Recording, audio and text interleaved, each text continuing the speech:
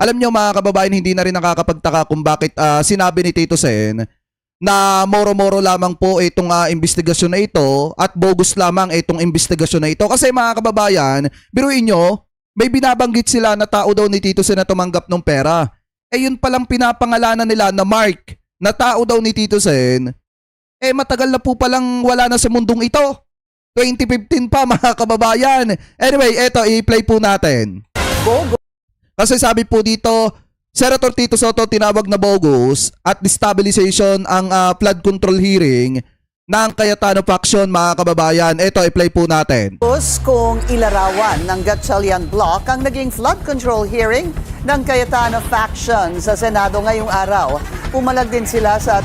Ayan napakaliwanag nito mga kababayan Biruin nyo, binanggit nung 14 nga lang yan 14 na ex-marine kasi yung iba dyan, tauhan daw ni Sara Duterte allegedly.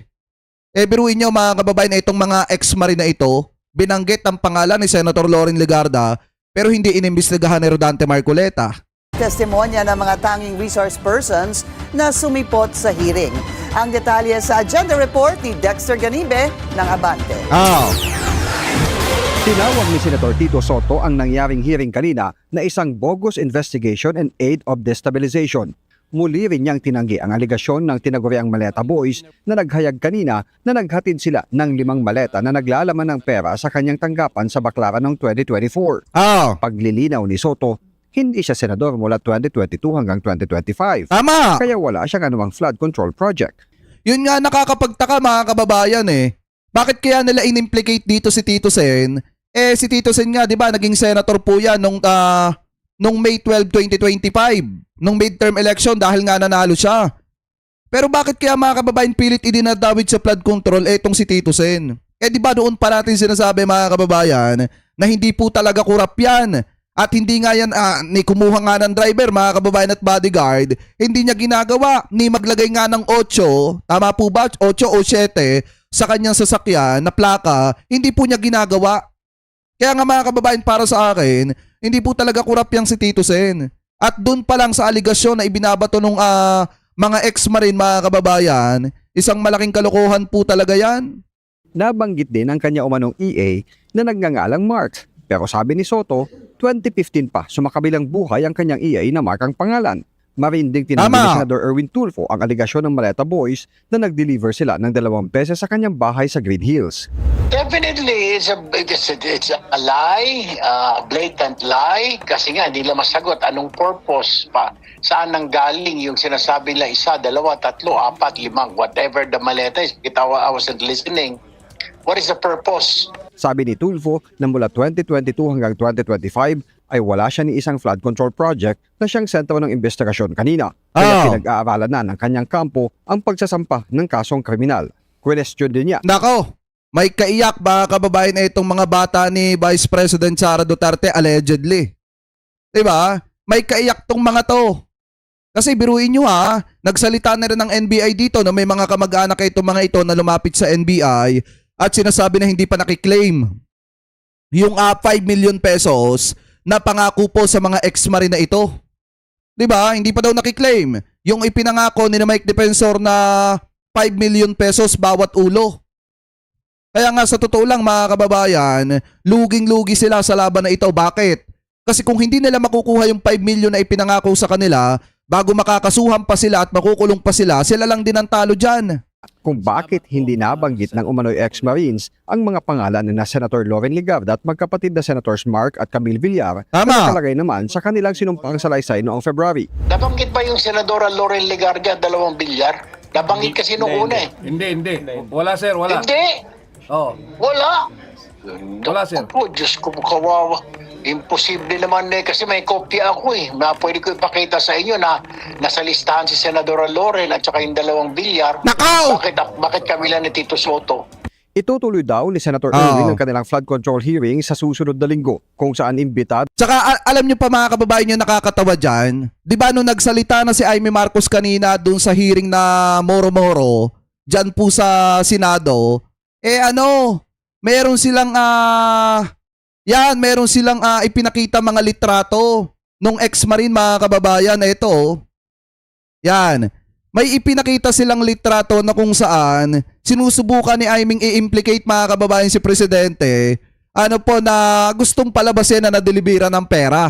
Ang problema, booking. Bakit po natin nasabing booking? Unang-una halata naman na nagpa-picture lang ito. Yan. Yang isa mga kababayan, doon sa nagpakilalang ex-marine. Ngayon, buti na nga lang hindi nakatingin si Presidente sa camera Ngayon, obvious naman na campaign period po yan noong 2022. At maliwanag nga mga kababayan na may nakalagay pa nga ditong yan yung kapag lalapitan ng ang Presidente at gagawa ng masama, mag-a-alarm po ito o mag-vibrate. Kaya natin nakitang election day ito. Kasi mga kababayan, kung mapapansin po ninyo, laging suot ni Presidente yan nung election day. Buhat nung nagkaroon ng threat sa buhay ng Presidente. Diba? Yan election time po yan. Ngayon sinusubukan ni Amy Marcos na idikit si PBBM do sa mali-maletang pera. Ang problema, wala may mga ganito kasi kaya booking din.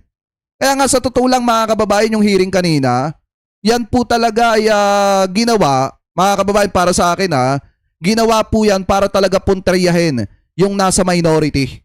Ano po yan talaga yung issue dyan. Yan talaga yung gusto nilang mangyari. Anyway, tuloy pa natin. Sina dating House Speaker Martin Romualdez, Ombudsman Boying Remulla at NBI Director Melvin Matibag. Pinag-aaralan pa niya kung iimbitahang muli ang Maleta Boys. Para sa agenda, Dexter Ganibe, Abante.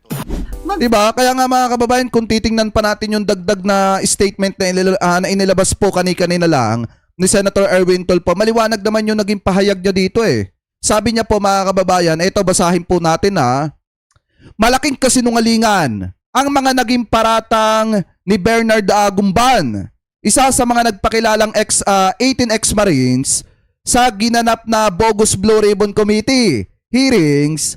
Sa sobrang daming kasinungalingan, siya mismo ay litong-lito. Una, sabi niya sa kanyang naunang sinumpaang salaysay, nag-deliver raw siya sa akin ng 6 na medium size na maleta. Ngunit galing na mismo sa kanyang bibig kanina na 2 at 6 na ang maleta ang kanyang idineklara. Pangalawa, pati sa halaga ng di umano'y nilalaman ng mga maleta, nagkakagulo-gulo na. Sabi dati kapag ka-small, 15 to 25 million ang laman. Tapos ngayon, 20 to 25 million daw. Samantala sa medium, 30 to 40 million sa affidavit. Tapos ngayon, 40 to 50 million naman ang laman. Ano ba talaga? Yan po yung sabi ni Senator Erwin. Kapansin-pansin din, napili lang ang mga binabanggit kahit na sa una nilang affidavit maraming idinawit nila. May mga dinagdag pa. Ito ba ang sinasabing impartial investigation? Kapag kakaalyado, ligtas ka. Kapag taga-tuligsa, delikado ka. Hindi na ito isang simpleng investigasyon. Ito ay isang malinaw at planadong propaganda laban sa aking pagkatao at reputasyon.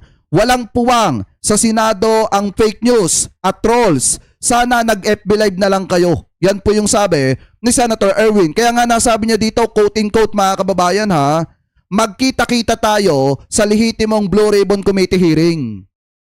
Kasi nga mga kababayan, saan ba naman kayo nagkatala? Yung mga ex-marine kapag alam ni Rodante Marcoleta, napapalya yung sinasabi, siya na mismo nagsasalita. At eto pa mga kababayan saan kayo nakakitang investigasyon na saglip na ang pagbasahin mo nung kanyang sinumpaang salaysay, yung mismong tao na gumawa nun, si Rodante Marcoleta ang nagbabasa. Diba? At ito pa nga yung pinakamatindi dito Saglip na talakayin niya yung patungkol sa pagkakasangkot ni Senator Loren Legarda kasi pinangalanan siya at netong mga bilyar, bakit isinape ni Marcoleta? Bakit isinicure ni Rodante Marcoleta at hindi man lang pinangalanan? Bakit? Dahil baka aliado? Kaya yan ang isang patunay na hindi ka talaga pwedeng humawak ng Senate Blue Ribbon Committee, Senator Rodante Marcoleta, kasi bias ka. Diba bias ka? Pagka aliado mo, di mo babanggitin? Pagkakalaban mo sa politika, babanggitin mo? Diba dapat lang pala sa'yo na mawala ka bilang chairman ng Senate Blue Ribbon Committee kasi hindi ka pwedeng humawak ng ganyan. Hindi na rin nakakapagtaka yung sinasabi ng mga kababayang Pilipino po natin na kapag ka ikaw ang may hawak ng Blue Ribbon Committee, automatic malaki ang tsansa na mailigtas itong mga diskaya. Kasi nga, dito pa lang nagawa mo na eh. 'Di ba? Isinape mo na yung kaalyado mo. Biruin nyo, isipin nyo mabuti mga kababayan ha, kung si Senator Rodante Marcoleta pala ang nag-imbestiga hanggang sa ngayon pamula nung una ng flood control, ibig sabihin malaki pala ang posibilidad na hindi makulong si Jinggoy. 'Di ba? At saka si Joel, kasi safe ka na. Ligtas ka na mga kababayan. Kaya nga para sa akin ito po mga kasinungalingang ito ni Rodante Marcoleta, wala po talagang puwang yan sa Senado. Nakakahiya kasi yung mga senador pa ang nagpapasimula at nangunguna ng pagpapakalat ng maling impormasyon dito po sa ating bansa. Ano po mga kababayan? So kayo, kung kayo po ang tatanungin, ano po ang masasabi nyo? Hingil po sa usapin na yan. Comment below na lamang po ha kung ano po ang comment at opinion po ninyo. Hingil po dyan mga kababayan.